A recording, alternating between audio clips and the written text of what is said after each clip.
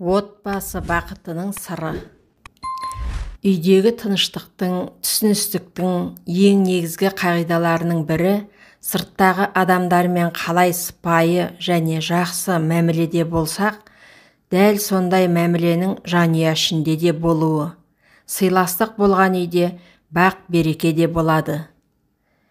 Ертеде бір жас жігіт отбасы ішінде қалай бақыт пен тыныштық орнатуға болатынын іздейді.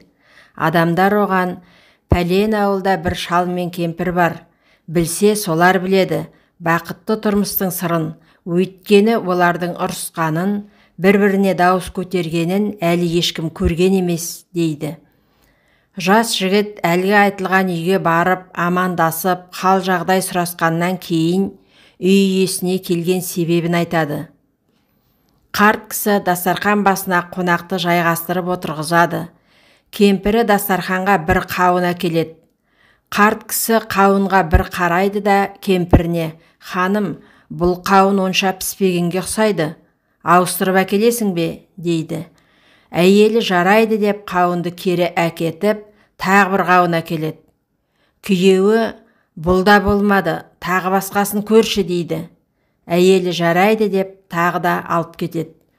Қарт кісі келген қонаққа: «Әйелім онша таңдай алмаса керек, кеттік бірге барып таңдап көрейік» деп, екеуі бірге ас үйге кіреді. Ас үйге кіргенінде бір ғана қауын тұрғанын көреді. Қарт кісі қонаққа қарап: «Отбасы бақытының сырын түсіндің бе?» деп сұрайды. Жас жігіт «Түсінбедім» деп жауаптайды. «Балам, үйде бір ғана қауын бар еді. Мен білетінмін, біреу ғана екенін. Менің білетінімді әйелім де білет. Мен қауынды алып кетіп басқасын әкел дегенімде жарайды деп әкетіп, дәл соны қайта әкелді. Ей шал, сен алжығанбысың? Үйде бір ғана қауын бар, не айтып тұрсың?» демеді. Мен бір нәрсе айтқанымда әйелім қарсы шықпайды, дереу айтқанымды орындайды. Ол да бір нәрсе айтқанында мен де оның көңілін қалдырмаймын. Сол себепті ұрыс керісте болмайды.